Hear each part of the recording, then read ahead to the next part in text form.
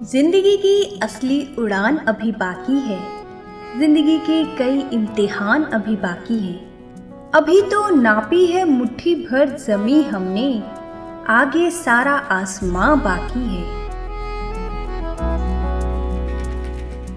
FM 102.2 से मैं हूं जया।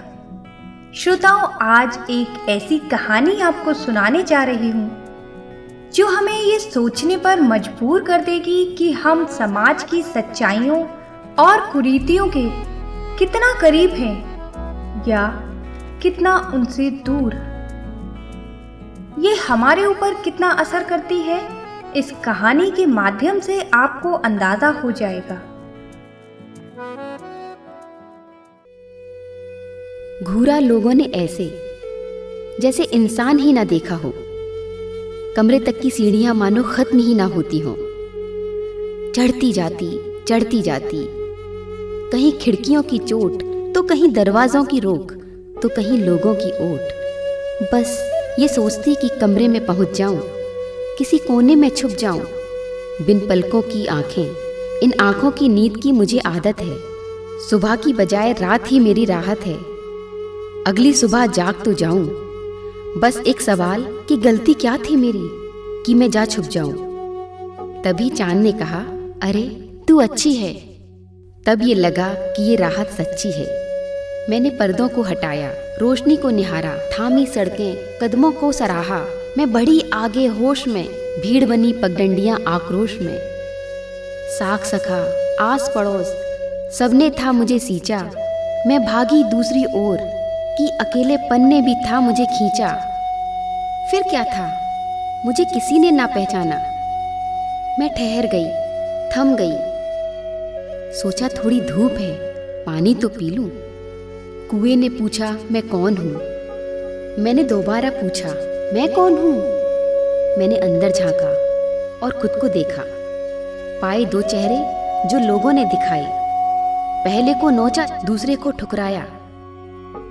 मैं दिख न जाऊं कि वो आंखें मूंद लेते हैं, छू न जाऊं कि वो खुद को मूंद लेते हैं। चारों ओर सुनसान कि कहाँ जाऊं, गलती क्या थी मेरी कि मैं जा छुप जाऊं। सड़कों ने कहा, अरे तू अच्छी है। तब ये लगा कि ये राहत सच्ची है। ये हाले दिल था उस लड़की का जो कभी बेहद खूबसूरत हुआ करती थी और आज शिकार हो गई एक ऐसे आदमी की जिद की जिसको हम पति परमेश्वर कहते हैं, जिसके साथ एक लड़की 7 फेरे लेते ही उसे देवता तुल्य समझने लगती है। उसी पति ने, या यूं कहें कि उसी परमेश्वर ने, अपनी पत्नी के चेहरे पर सिर्फ इसलिए तेजाब डाल दिया क्योंकि वो खुद एक बड़ी बीमारी के आगोश में आ गया था और घर का सारा खर्च उसकी पत्नी उठा रही थी। तू खुद की खोज में निकल, तू किस लिए हताश है। तू चल, तेरे वजूद की समय को भी तलाश है, समय को भी तलाश है। जो तुझसे लिपटी बेड़ियां, समझना इनको वस्त्र तू। जो तुझसे लिपटी बेड़ियां, समझना इनको वस्त्र तू। ये बेड़ियां पिघाल के बना ले इनको शस्त्र तू, बना ले इनको शस्त्र तू। तो खुद की खोज में निकल, तो किस लिए हताश है। तो चल, तेरे वजूद की समय को भी तलाश है, समय को भी तलाश है। चरित्र जब पवित्र है तो क्यों है ये दशा तेरी। चरित्र जब पवित्र है तो क्यों है ये दशा तेरी। ये पापियों को हक नहीं कि लें परीक्षा तेरी, कि लें परीक्षा तेरी। तो खुद की खोज में निकल, तो किस लिए हताश है। तू चल, तेरे वजूद की समय को भी तलाश है। जला के भस्म कर उसे जो क्रूरता का जाल है। जला के भस्म कर उसे जो क्रूरता का जाल है। तू आरती की लौ नहीं, तू क्रोध की मशाल है, तू क्रोध की मशाल है। तो खुद की खोज में निकल, तो किस लिए हताश है? तू चल, तेरे वजूद की समय को भी तलाश है, समय को भी तलाश है। चुनर उड़ा के ध्वज बना, गगन भी कपकपाएगा। चुनर उड़ा के ध्वज बना, गगन भी कपकपाएगा। अगर तेरी चुनर गिरी तो एक भूकंप आएगा, एक भूकंप आएगा। तो खुद की खोज में निकल, तो किस लिए हताश है? तू चल, तेरे वजूद की समय को भी तलाश है, समय को भी तलाश है।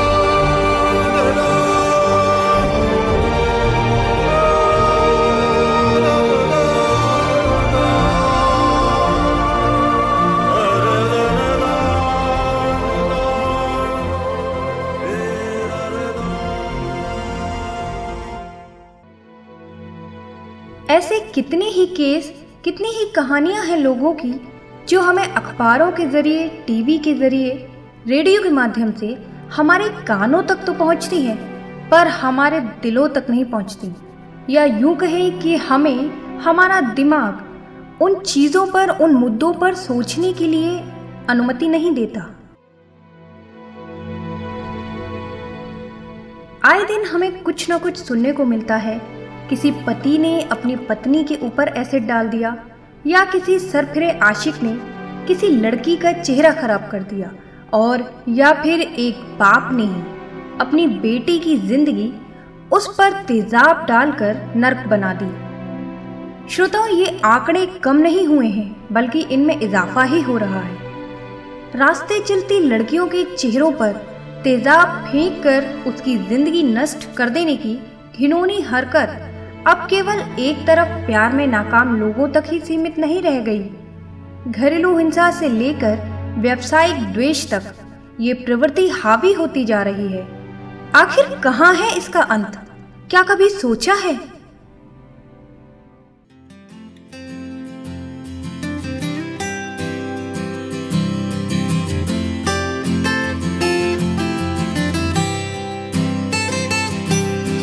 ना जाने कितनी हस्ती आंखों के सारे सपने छीन लिए मैंने। साए हैं छीने कितने सरों से और कितने घर फूंक दिए मैंने। ना जाने कितने रिश्तों की डोर मैं काट के आया हूँ। इतनी बातें भूलूं मैं कैसे, कैसे मैं खुद को अपनाऊं। ऐ जिंदगी तू ही बता, खोया है जो पाऊं कहाँ।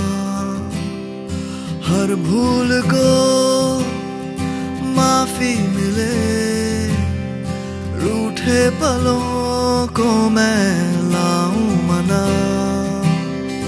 हे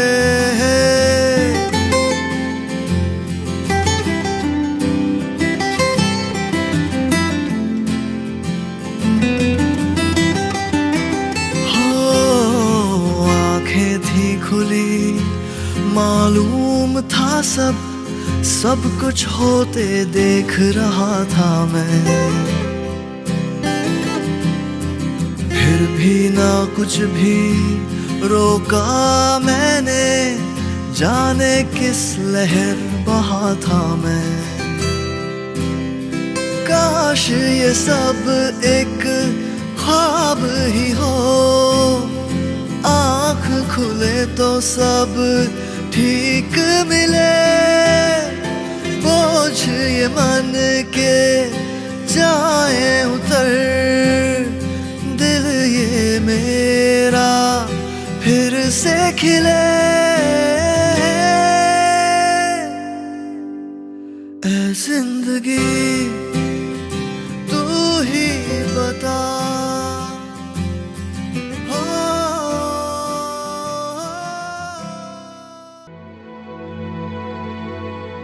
श्रोताओं, हम समझ सकते हैं कि इस हमले के शिकार हुए व्यक्ति के शरीर को तो क्षति पहुंचती ही है, उसे सामाजिक, आर्थिक और मनोवैज्ञानिक जटिलताएं भी झेलनी पड़ती हैं।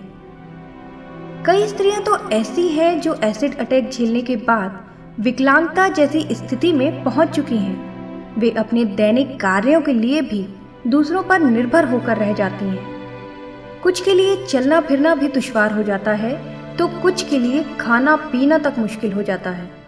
इन सभी समस्याओं का अंदाज़ा हम इस बात से लगा सकते हैं कि जो स्त्री अपने दैनिक कार्यों के लिए भी दूसरों पर निर्भर हो, उसकी मानसिक पीड़ा का स्तर क्या होगा। लक्ष्मी अग्रवाल, इस नाम से शायद ही कोई होगा जो परिचित ना हो। 15 साल की उम्र में हुई हादसे की शिकार लक्ष्मी उस वक्त स्टॉप पर खड़ी थी और अपनी बस का इंतजार कर रही थी, जब उसे अचानक धकेलकर गिरा दिया गया और फिर उसके चेहरे पर तेजाब उड़ेल दिया गया। कितना खौफनाक मंजर था वो। एक पल के लिए खुद को उन औरतों, लड़कियों और उन बच्चियों की जगह रखकर सोच कर देखिए, क्या बीतती होगी उस वक्त उन सभी पर। आप और हम शायद इसकी कल्पना मात्र भी नहीं कर सकते। लेकिन लक्ष्मी जैसी हिम्मत वाली लड़की ने अपने हौसलों को कभी भी कम नहीं होने दिया। 2005 की बात है। मेरा एक सपना था कि मैं सिंगर बनना चाहती थी, लेकिन एक लड़का था जो 32 इयर्स का था और मैं उस टाइम पे 15 इयर्स की थी। वो लड़का मुझसे शादी करना चाहता था। जब मैंने उसको मना किया तो उसने क्या किया, पूरे 10 महीने तक उसने मुझे कंटिन्यूस परेशान किया लगातार। तो उस लड़के का 19 अप्रैल को 2005 में मैसेज आता है कि मैं तुमसे प्यार करता हूँ और शादी करना चाहता हूँ। तो मैंने उसको कोई रिप्लाई नहीं किया। उसका अगेन मैसेज आता है अभी और इसी वक्त मुझे जवाब। मैंने तभी भी कोई उसको रिप्लाई नहीं किया। लकली मैंने वो मैसेजेस डिलीट नहीं किए। नेक्स्ट डे उसकी कॉल आती है, कहता है तुम तो आगे कुछ करना चाहती हो ना, तुम आगे बढ़ना चाहती हो, तुम अपने माँ बाप का नाम रोशन करना चाहती हो। मैंने बहुत ईजिली तरीके से हाँ बोला और उसने कहा चलो ठीक है, कॉल डिस्कनेक्ट। नेक्स्ट डे मुझे कुछ नहीं पता था और वो लड़का और उसके छोटे भाई की गर्लफ्रेंड दोनों मेरा वेट कर रहे थे और मुझे फॉलो कर रहे थे। मैं एवरी डे की तरह 10:45 पे जा रही थी। अचानक मैंने उनको देखा ही था, 1 सेकंड में सब कुछ खत्म। मैं आगे बढ़ी, वो लेडी आई, बियर की बोतल में एसिड लेके आए थे और ग्लास लेके आए थे। उस लेडी ने मेरे फेस पे हाथ रखा, मुझे जमीन पे धक्का मारा और ग्लास से एसिड डाल दिया और मैं बेहोश हो गई। मुझे याद नहीं है कि कितनी देर में मुझे होश आया। जब मुझे होश आया तो मुझे ऐसा फील हो रहा था किसी ने मुझे जिंदा आग लगा दिया और मैं बहुत तड़प रही थी, चीख रही थी। उसी टाइम पे मैं 3 बार फुटपाथ से नीचे गिर गई और 3 बार कार एक्सीडेंट हो गया। अगर वहाँ बस आती तो शायद मैं नहीं बचती। मेरा फेस जैसे प्लास्टिक की पॉलीथीन जलती है ना और वो मेल्ट होती है, उसी तरीके से मेरी स्किन मेल्ट हो रही थी। और मैं जैसे ही हॉस्पिटल पहुँची, मेरे ऊपर 20 बाल्टी पानी डाला गया और अचानक जब मेरे पापा आए और मैंने अपने पापा को गले लगाया तो उनकी पूरी शर्ट जल गई थी। इतना गंदा वो एसिड था। वहीं से मेरी लाइफ का स्ट्रगल स्टार्ट हो गया। मैं गवर्नमेंट हॉस्पिटल में थी, 2 ऑपरेशन वहीं हुए। होशो हवास में मेरी दोनों आंखों को सिला गया। बहुत पेनफुल था। मैं भी एक इंसान हूँ, मेरे भी कुछ सपने थे।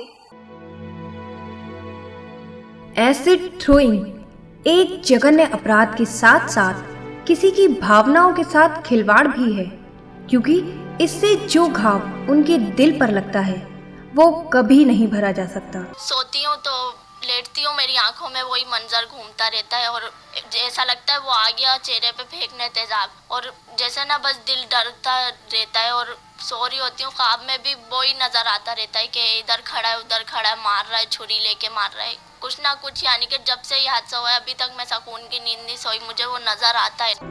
एक एसिड विक्टिम जिसके ऊपर एसिड डाला गया हो, उसके सिर का ऊपरी हिस्सा आंशिक या पूरी तरह विकृत या नष्ट हो सकता है।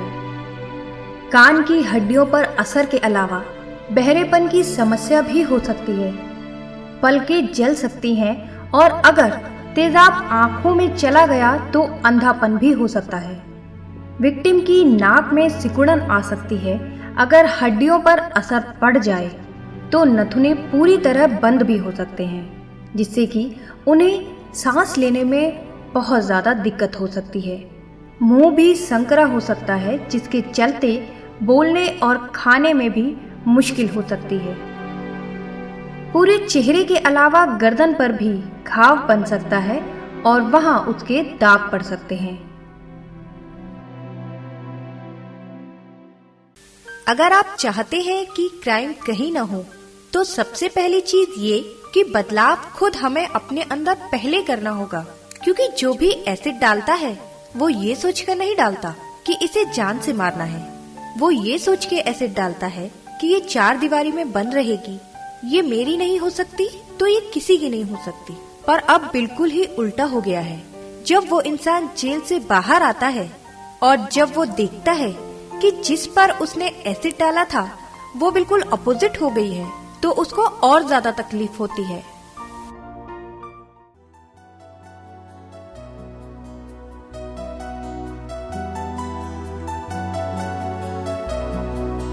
आंसू के संग ना बहूंगी सखी, अब ना मैं गुमसुम रहूंगी सखी, सहने से बेहतर कहूंगी सखी।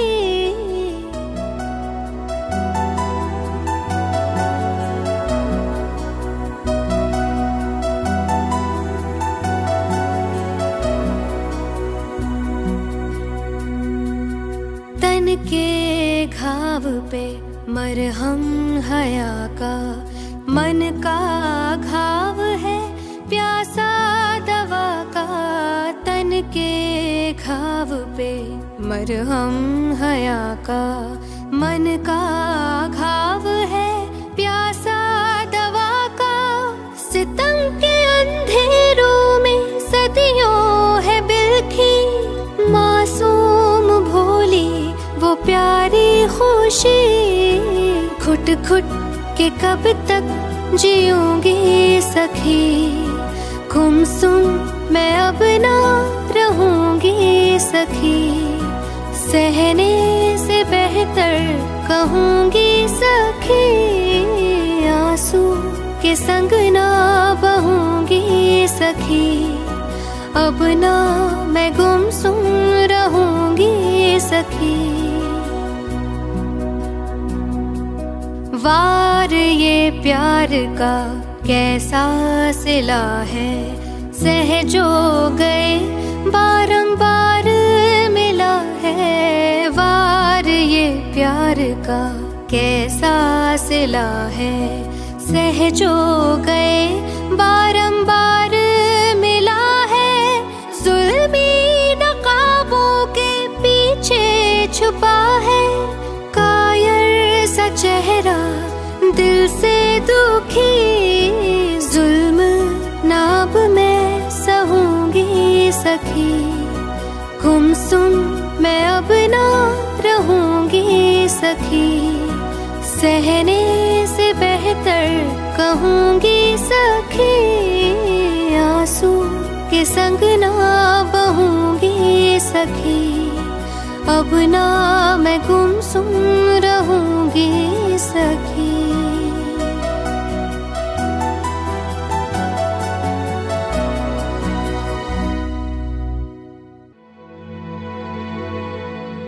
और अंत में कुछ पंक्तियों के साथ मैं अपनी वाणी को यहीं विराम देना चाहूँगी और अपने श्रोताओं से एक निवेदन ज़रूर करना चाहूँगी कि वे सभी मेरी इन पंक्तियों पर एक बार समय निकालकर विचार ज़रूर करें।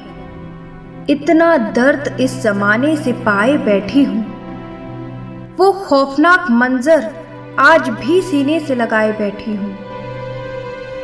क्या गलती थी मेरी जो ये सितम ढाया उसने, फूल से नाजुक चेहरे को तेजाब से जलाया उसने। पूछती हूँ उनसे जो देख रहे थे तमाशा मेरी बेबसी का, पूछती हूँ उनसे जो देख रहे थे तमाशा मेरी बेबसी का। क्या ला सकते हो वापस मुझे वो जिंदगी जिसे बस अब मैं ख्वाब में सजाए बैठी हूँ। इन सभी बातों को अगर थोड़ा सा भी हम एनालाइज कर पाएं तो शायद हम उन सभी का दर्द महसूस कर सकते हैं। यदि मेरी तरह आपके दिल को भी इस कहानी ने छुआ हो या फिर मेरी आवाज़ आपके दिल तक पहुंची हो तो हमें व्हाट्सएप संदेश द्वारा या फिर हमें फ़ोन के ज़रिए अपनी प्रतिक्रिया ज़रूर दें। व्हाट्सएप संदेश के लिए हमारा नंबर है 9412225575। जो श्रोता हमें कॉल करके बताना चाहते हैं उनके लिए हमारा नंबर है 0565253135।